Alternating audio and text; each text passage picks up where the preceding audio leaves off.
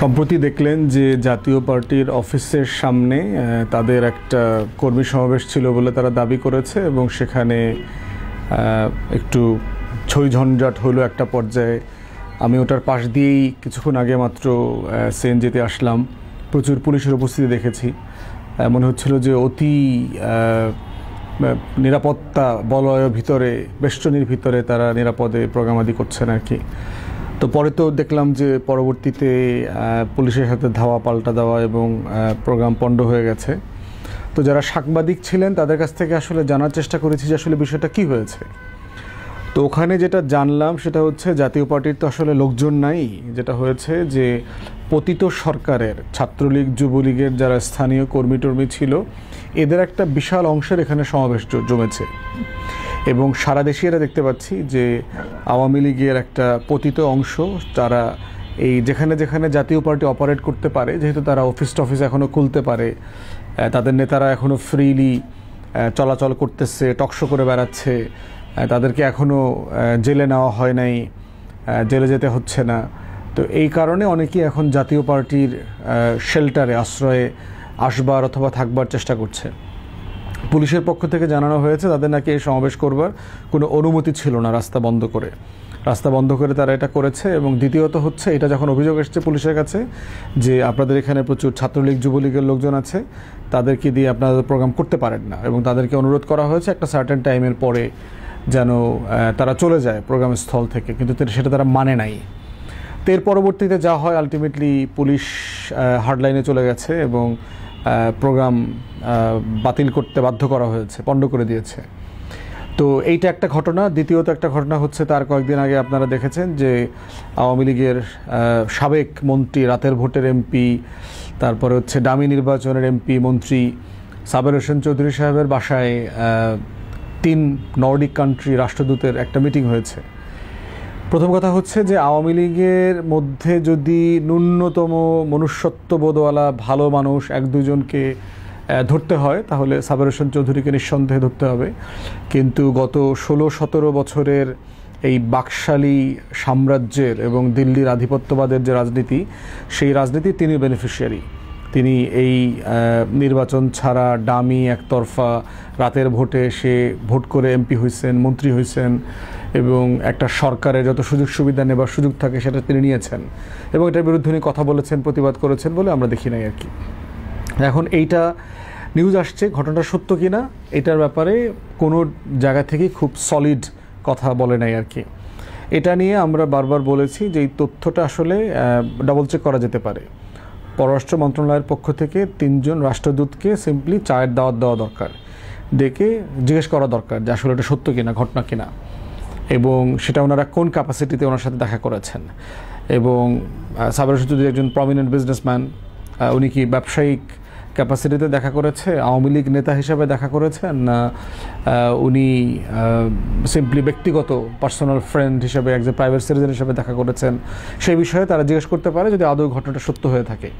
তো সেই বাস্তবতায় আমরা দেখছি যে এই যে আওয়ামী লীগের নেতাদের সাথে বিদেশিদের বৈঠক চলতেছে, গোপনে, প্রকাশ্যে, সেমি গোপনে, এবং জাতীয় পার্টিকে মোটা দাগে কাজকর্ম করবার সুযোগ দেওয়া, জাতীয় পার্টির এক মালিকানাধীন 1-2 টেলিভিশন চ্যানেলও কিন্তু এখনও ফাংশনাল আছে, যারা একজন জাতীয় পার্টির প্রেসিডিয়াম সদস্য আছে, আরেকজন জাতীয় পার্টির এমপি ছিলেন, গত বছরও 24-এও ডামি নির্বাচনে অংশগ্রহণ করেছেন।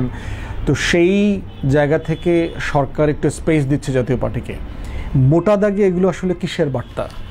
মোটা দাগে এগুলোর বার্তা হচ্ছে যে কোনো না কোনো ফর্মে দিল্লির এ টিম অথবা বি টিমকে বাংলাদেশের রাজনীতিতে সক্রিয় রাখা, বাঁচিয়ে রাখা। এখন প্রশ্ন হচ্ছে সেটা আসলে সম্ভব কিনা প্র্যাকটিক্যালি।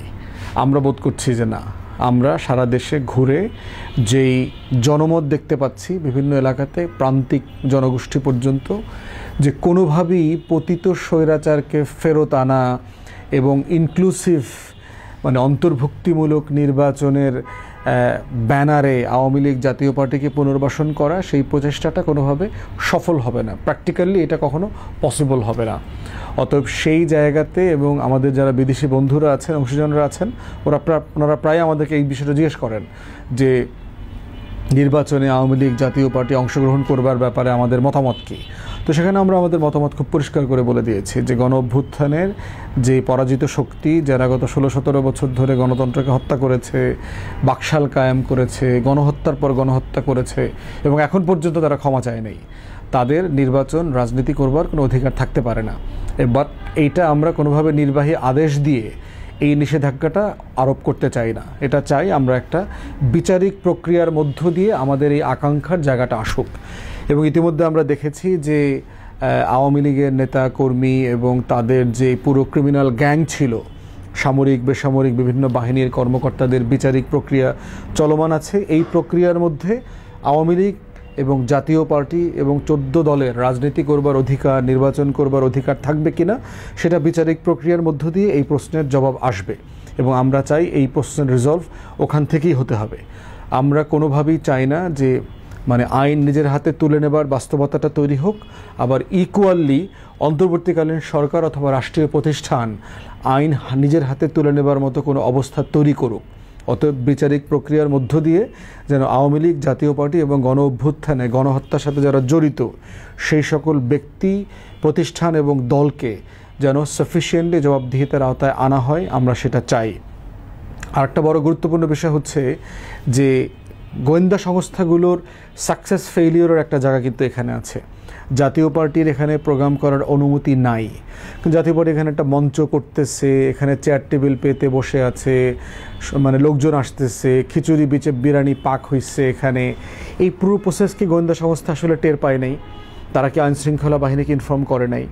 তাহলে এটা প্রিএমপ্টিভলি কেন এটাকে হল্ট করবার জন্য চেষ্টা করা হইল না?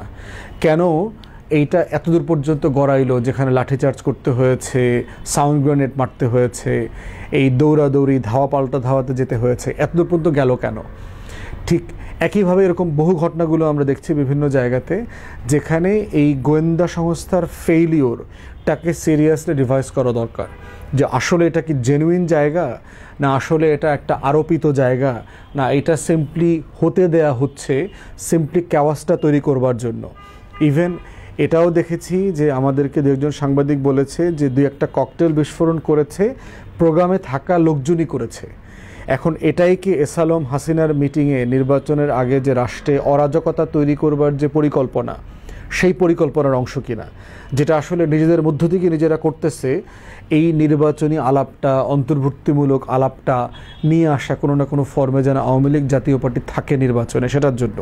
অতএব প্রত্যেকটা দিক যেন আমরা নজরে রাখি এবং খেয়াল রাখি। বটম লাইন হচ্ছে নির্বাচন করবে শুধুমাত্র গণ অভ্যুত্থানের পক্ষের শক্তিরা, তাদেরই শুধু রাজনীতি করবার অধিকার আছে।